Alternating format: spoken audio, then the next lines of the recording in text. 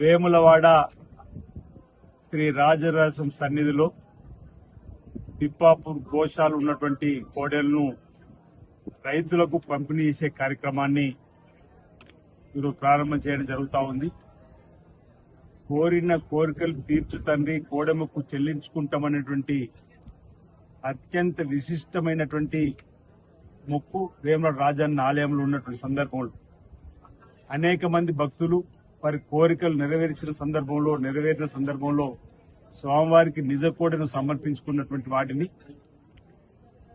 ఈ ప్రాంతంలో ఉన్నటువంటి రైతులకు ఉచితంగా సేద్యం చేసుకోవడానికి వ్యవసాయం చేసుకోవడానికి ఇవ్వాలని చెప్పని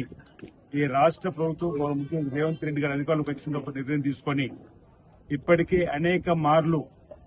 ఆన్లైన్ లో దరఖాస్తు చేసుకున్నటువంటి వారిని రైతులను గుర్తించి చిన్నగా రైతులను గుర్తించి వారికి కోడెలను పంపిణీ చేయడం, తద్వారా ఈ కోడెల ద్వారా వ్యవసాయం చేసుకుని తమ జీవనాధారంలో ఆర్థికంగా ఎదగడానికి ఉపయోగపడే విధంగా స్వామివారికి సమర్పించినటువంటిది పేద రైతులకు ఇచ్చేటువంటి కార్యక్రమం చేసేటువంటి సందర్భంలో ఈ రోజు సుమారు 200 కోడెలు 100 రైతు కుటుంబాలకు సంబంధించిన వారిని ఆన్లైన్ లో ఎంపిక చేసి చూసి ఇప్పుడే జిల్లా కలెక్టర్ గారు స్పెషల్ టీము వచ్చినటువంటి వారికి ఇంటర్వ్యూలు కూడా జరిగి ఇస్తున్నటువంటి కోడెలను మీరు జాగ్రత్తగా చూసుకోమని చెప్తూ మేము ర్యాండమ్ చెక్ కూడా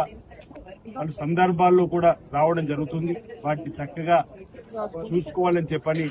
వాటిని ఒకవేళ మీరు అమ్మినట్టయినా లేకపోతే ఇతరత్ర ఏదన్నా చేసినా చట్టపరంగా చర్యలు తీసుకోబడతాయని చెప్పినటువంటి మాటలు చెప్తూ వాటిని ఒక అభివృద్ధి కూడా తీసుకొని కోడెలు వారికి ఇచ్చేటువంటి కార్యక్రమం జరుగుతూ ఉంది. ఈ కోడెలకు సంబంధించి రైతులకు మేము విజ్ఞప్తి చేస్తా ఉన్నాం, తీసుకున్న కోడెలను చక్కగా సంరక్షించుకొని వాటి ద్వారా వ్యవసాయాన్ని మీరు చేసుకుంటూ ముందుకు పోయేటువంటి ప్రయత్నం చేయాలి. ఎక్కడ కూడా చట్టపరంగా ఎలా ఉచితంగా ఇస్తున్నారు కదని చెప్పి తీసుకొని ఇతరత్ర వేరే వారికి అమ్ముకునేటువంటి పరిస్థితి చేసినా లేదా ఇతరత్ర దాన్ని బాగోగులు సక్రమంగా చూసుకోకుండా వారిపైన తప్పనిసరిగా తమ చర్యలు తీసుకోవడం జరుగుతుంది. కేవలం టెంపుల్ పక్షాన కాకుండా కలెక్టర్ గారి పక్షాన కూడా అక్కడక్కడ ఇక్కడ